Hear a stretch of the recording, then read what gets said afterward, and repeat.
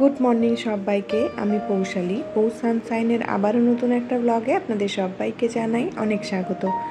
আশা করি আপনারা যে যেখান থেকে আমার ভিডিওটি দেখছেন সবাই খুব ভালো আছেন আর সুস্থ আছেন। আজকে হলো মেয়ের জন্মদিনের ঠিক পরের একটা দিন। আজকে সকালে ঘুম থেকে উঠেছিলাম 5:30টার দিকে। হাজব্যান্ডের মর্নিং ডিউটি ছিল, ওকে অফিস বের করে দিয়েছি আর বাড়ির বাসি কাজকর্মগুলোও সেই সময় সেরে নিয়েছিলাম।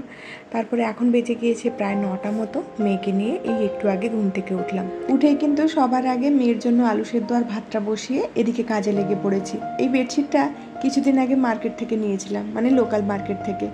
নর্মালি কিন্তু আমি সাদা রঙের বেডশিট ব্যবহার করতে খুব ভালোবাসি, কিন্তু এই ডিজাইনটা দেখে এতটাই মন ছুঁয়ে গিয়েছিল, ভাবলাম এটা নিয়ে একবার দেখি। সাদা বেডশিটগুলো ব্যবহার করতে করতে একটুখানি ড্যামেজ হয়ে গিয়েছে। তবে এই বেডশিটটা আমার বেডের তুলনায় কিন্তু একটুখানি ছোট, কোনো রকম অ্যাডজাস্ট করে আমি পুরো বেডটাকে ঢাকতে পেরেছি। তবে জানি না কাচার পরে এটা আরও যদি ছোট হয়ে যায় তাহলে হয়তো একদমই এই বেডে আর ব্যবহার করা যাবে না।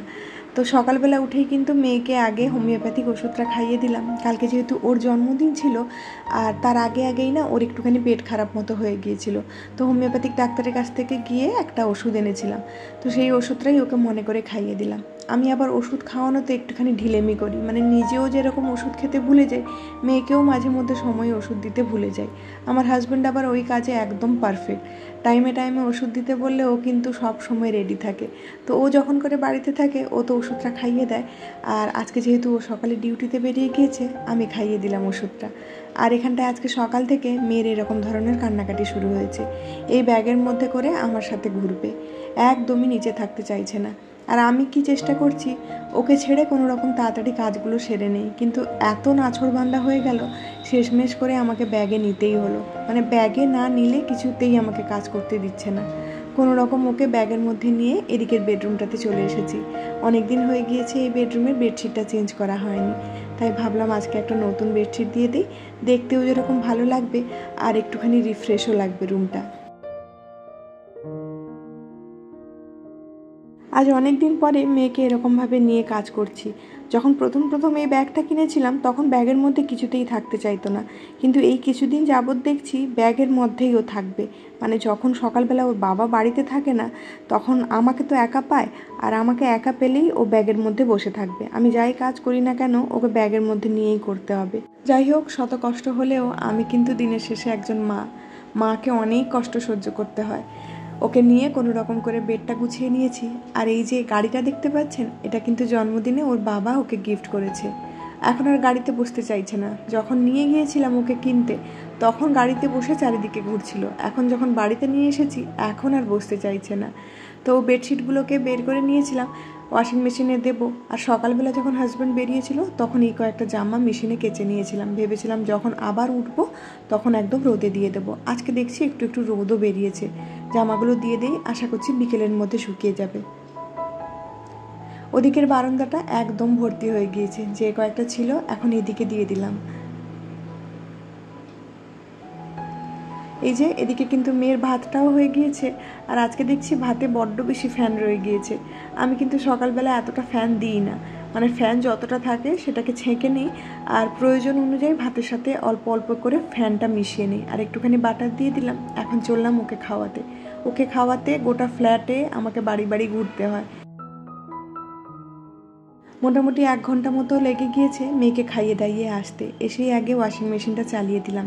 এদিকের কাজগুলো করতে করতে মেশিনে কাচাকুচি হয়ে যাবে, তারপরে জামা কাপড়গুলোকে নিয়ে আবার আমি ছাদের ওপরে শুকোতে দিয়ে আসবো। আর এদিকে বেসিনটা ক্লিন করে নিচ্ছি। 3-4 দিন হয়ে গিয়েছে বেসিনটাকে একদমই ক্লিন করিনি, আর তার ফলে না বেসিনটা একদম কালো কালো হয়ে গিয়েছিল। ডেইলি রুটিনে আমার নর্মালি বেসিনটা কিন্তু ক্লিনিংয়ের একটা দায়িত্ব থাকে, কিন্তু আমি 3-4 দিন ধরে একটুখানি অলসতা করে করে না কাজটা করছিলাম না। তো ফাইনালি আজকে ভাবলাম একদম ডিপ ক্লিন করে রেখে দিই, অনেক দিন আর নিচটা পরিষ্কার করতে হবে না। প্রত্যেক দিন যদি বেসিনটাকে একটু ভালোভাবে মুছে নেওয়া যায়, মানে হাত ধুয়ে নেওয়ার পর যদি মুছে নেওয়া যায়, তাহলে না বেসিনে ওই জলের দাগগুলো পড়ে না আর একটু পরিষ্কার পরিচ্ছন্ন লাগে। সব কিছু একদম ভালো করে নিট অ্যান্ড ক্লিনভাবে ধুয়ে নিয়েছি। এখন আবার জিনিস জায়গায় রেখে দিচ্ছি। এতক্ষণ কাজ করে করে না শরীরটা হাত দিচ্ছিল না। এখন ভাবছি একটুখানি ব্রেকফাস্ট করে নিই, তারপরে আবার বাদবাকি কাজগুলো সারবো। আজকে সকালে ব্রেকফাস্ট বলতে একটু ছোলার ছাতু। ছোটোবেলাতে এই ছোলার ছাতুটা চিনি দিয়ে খেতে বেশ ভালো লাগতো, কিন্তু যত বড় হয়েছি চিনির বদলে কিন্তু এখন নুন আর লেবু দিয়ে খেতে ছোলার ছাতুটা বেশ ভালো লাগে। আজকে তো বাড়িতে লেবু ছিল না, তাই একটুখানি লবণ দিয়ে ছোলার ছাতু খেয়ে নিলাম। আর এখন চলে এসেছি হাতে কয়েকটা জামা কাচার জন্য। মেয়ের জন্মদিনের সময় আমরা যে বাইরে গিয়েছিলাম তখন এই কয়েকটা জামা বের করেছিলাম। এগুলো হচ্ছে আমাদের বাইরে পরার জামা। তো এগুলোকে কিন্তু আমি হাতে একটু ইজি দিয়ে কেচে থাকি, কারণ আমি যখন আয়রনে দিয়েছিলাম একটা দাদার কাছে, তখন বলেছিল ভালো জামা কাপড়গুলোকে কখনোই ওয়াশিং মেশিনের ভেতরে দিয়ে কাচতে নয়, তাতে করে কিন্তু জামা কালার বলুন বা জামার সেলফ লাইফ অনেকটাই নষ্ট হয়ে যায়। তো সেটা শোনার পর থেকে না আমি সবসময় ভালো জামা কাপড় হাতে করেই কেচে থাকি। আর এই যে সিম্পল ডেকোরেশনটা দেখছেন, এটা আমার মেয়ের জন্মদিনের ডেকোরেশন ছিল। তো সেগুলোকে এখন খুলে নিয়েছি, আর তার সাথে সাথে ভাবলাম আজকে লিভিং রুমটাকে একটুখানি ক্লিন করে নিই। আগের কোনো একটা ভিডিওতে কোনো দিদিভাই জানতে চেয়েছিলেন যে মেয়ের জন্মদিনের ভ্লগ আমি কবে দেব। আসলে মেয়ের জন্মদিনের দিন আমার সেরকমভাবে ভ্লগ করা হয়নি। ওই দিনটা এতটাই ব্যস্ত ছিলাম যে আমি ক্যামেরা ধরারই সময় পাইনি। তবে ছোট্ট ছোট্ট কয়েকটা ক্লিপ নিয়ে রেখেছি, 1-2 দিনের মধ্যে আশা করছি মিনি ভ্লগে আপনাদের সাথে শেয়ার করব। আসলে ওই দিন সকালবেলা মেয়েকে একটুখানি খাইয়ে দাইয়ে আমরা চলে গিয়েছিলাম ইস্কনের মন্দিরে। পুরোটা দিন কিন্তু আমরা ওখানে কাটিয়েছি, মিউজিয়াম দেখেছি, তারপরে সন্ধেবেলা বাড়ি ফিরেছি। সন্ধেবেলা বাড়ি ফেরার পরে হাতে খুব একটা বেশি সময় ছিল না বলে সিম্পল একটা ডেকোরেশন করেছিলাম আমি আর আমার হাজব্যান্ড মিলে, আর তাতে করেই মেয়ের জন্মদিনটা সেলিব্রেট করে ফেলেছি। আজকে লিভিং রুমে শুধুমাত্র ওই দিকটা ক্লিনিং করার ইচ্ছে ছিল, কিন্তু করছি দেখে ভাবলাম এদিকটাও করে ফেলি। এই ছোট্ট একটা কাজ ফেলে রেখে লাভ নেই। মেয়ে তো মাঝখানে একদমই ছাড়তে চাইছিল না, তাই এখন কোলে নিয়েই এই সমস্ত ডাস্টিংগুলো করে ফেলছি। আজকের যে এই সিচুয়েশনটা আপনারা দেখতে পাচ্ছেন, শুধুমাত্র এই সিচুয়েশনের জন্যই না আমি বাড়িঘরকে একটু পরিষ্কার পরিচ্ছন্ন রাখার চেষ্টা করি, কারণ মেয়েকে নিয়ে এরকমভাবে প্রত্যেকটা কাজে আমি অনেকটা বেশি করে সময় একদমই দিতে পারি না। এই অল্প অল্প করে সময় দিয়ে নোংরা হলেই কিন্তু আমি সঙ্গে সঙ্গে ক্লিন করে নিই, তাতে করে মেয়েকে কোলে নিয়েও আমি কাজটা সামলে নিতে পারি। আর এই সমস্ত কাজ যদি ফেলে রাখি, মাসে একবার করব ভাবি, তাহলে কিন্তু অনেক ধুলোবালি জমে যায়, আর প্রত্যেকটা কাজের পেছনে অনেকটা করে সময় দিতে হয়। শুধুমাত্র এই কারণের জন্যই আমি একটা সাপ্তাহিক ক্লিনিং রুটিন রেখেছি। আর ওদিকে লিভিং রুমটা ক্লিন করে এখন আমি রুমটাকে ঝাড়ু দিয়ে নিচ্ছি। যেহেতু বেডশিটটা চেঞ্জ করেছিলাম, তাই একটুখানি ধুলোবালি নিচে পড়েছে। পুরো বাড়িটা আর দেবো না, শুধুমাত্র লিভিং রুমের কিছুটা অংশ আর বেডরুমটা দিয়েই বেরিয়ে যাব। আর সকালবেলা না এতটা সময় থাকে না বাইরের এই বারান্দাটা পরিষ্কার করার জন্য, তাই এই সময়টা আমি বাইরের বারান্দাটা বেশিরভাগ পরিষ্কার করে থাকি।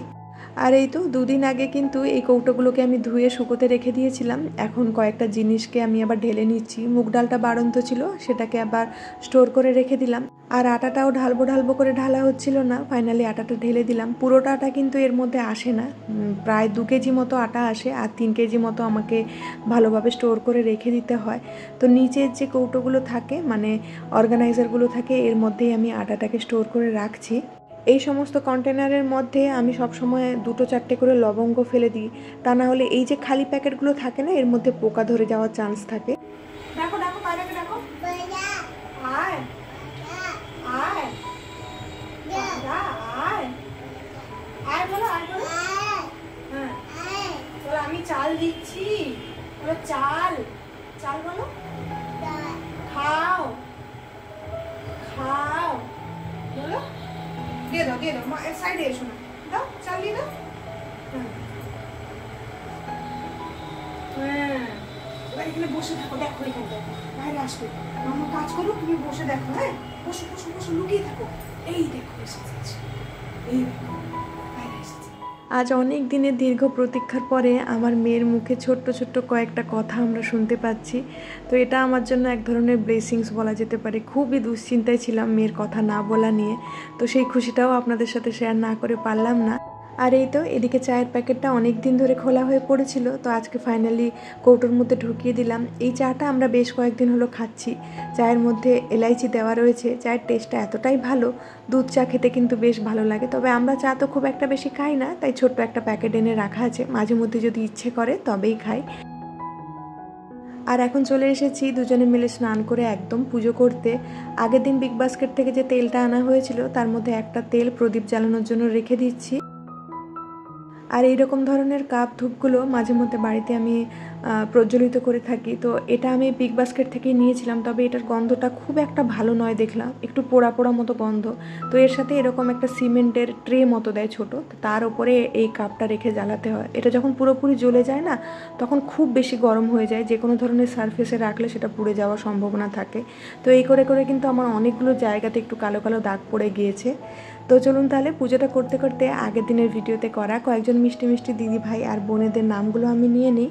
অনিমা দাস কৈলা, জয়শ্রী বিশ্বাস, কাই দিদি ভাই, পপি ঘোষ দিদি ভাই, SK সাহেব আলম। তো আপনাদের সবাইকে জানাই অসংখ্য ধন্যবাদ এভাবে আমার পাশে থাকার জন্য। আশা করব আগামী দিনগুলোতে এভাবেই আপনারা আমার পাশে থাকবেন। আর এখন সোজা পুজো শেষ করে চলে এসেছি আমি কিচেনে। আজকে একটুখানি লেমন রাইস বানাচ্ছি, আর তার সাথে রেসিপিটাও শেয়ার করে ফেলি। তো প্রথমেই কিন্তু কড়াইতে আমি তেল নিয়েছি, তার মধ্যে সর্ষে ফোড়ন আর একটু উড়দ ডাল আর ছোলার ডাল, কারি পাতা, হিং এই সমস্ত ফোড়নে দিয়েছিলাম, আর একটুখানি শুকনো লঙ্কা দিয়েছিলাম, আর বাদামের মধ্যে একটু কাজু বাদাম আর একটুখানি গোটা যে বাদামগুলো হয় সেই বাদামটা দিয়েছি। তারপরে বেশ ভালো করে ভাজা ভাজা করে নিয়ে এর মধ্যে একটুখানি হলুদ দিয়ে দেবো কালার আনার জন্য। তো এর মধ্যে আমি লেবুর রসও দিয়েছিলাম, যেটা আপনাদেরকে আর দেখানো হয়নি। তারপরে একটু পরিমাণ মতো চিনি দিয়েছি আর একটুখানি লবণ দিয়েছি। তারপরে দিয়ে দিলাম সেদ্ধ করে রাখা ভাত। আপনারা যদি তাড়াতাড়ি বানাতে চান তাহলে কিন্তু ভাতটা আগের দিনও বানিয়ে রাখতে পারেন। তারপরে এই যে আবারও ওপর থেকে একটুখানি লেবুর রস দিয়ে বেশ ভালো করে নাড়াচাড়া করে দিলেই কিন্তু লেমন রাইস একদম রেডি হয়ে যায়। আর এইটা এখন নিয়ে প্রথমেই মেয়েকে খাইয়ে দেবো, কারণ মেয়ে একটু আগে ঘুম থেকে উঠলো। পুজো করে আগে ওকে ঘুম পাড়িয়ে দিয়েছিলাম, তারপরে এখন উঠিয়ে খাইয়ে দিচ্ছি। তো এটা খেতে কিন্তু দই বা আচারের সাথে বেশ ভালো লাগে, কোনো ধরনের তরকারির প্রয়োজন পড়ে না। আর এই যে মোটামুটি আবার 1 ঘন্টা মতো লাগবে ওকে খাওয়াতে। খাইয়ে আবার দেখা হচ্ছে আপনাদের সাথে। আর এই তো বলতে বলতে কিন্তু হাজব্যান্ড অফিস থেকে ফিরে এসেছে, আর ফেরার পথে দুধ দইটা এনেছিল। ইদানিং করে দুধ দই আনলে কিন্তু আমি প্যাকেটটাকে ধুয়েই ফ্রিজের মধ্যে রাখছি। আর এই সমস্ত ছোট ছোট প্র্যাকটিসগুলো কিন্তু আমাদের হাইজিন মেনটেন করতে খুব বেশি হেল্প করে। তো এরকমভাবে আমি দুধ আর পনিরটাকে রেখে দিলাম, আর দইটাকে এরকম একটা কন্টেনারের মধ্যে রাখলাম। আগের কোনো একটা ভিডিওতে ইটস মাম্পি বলে কোনো একটা চ্যানেলের বোন আমাকে তার নামটা নেওয়ার জন্য বলেছিল। এই যে বোন, তোমার নামটা আমি আজকে ভিডিও শেষে নিয়ে নিলাম। তাহলে আজকের মতো ভিডিওটা আমি এখানেই শেষ করছি। খুব শিগগিরই দেখা হচ্ছে নেক্সট আরেকটি ব্লগে। ততক্ষণের জন্য সবাই খুব ভালো থাকবেন, সবাইকে খুব ভালো রাখবেন আর নিজের যত্ন রাখবেন। টাটা।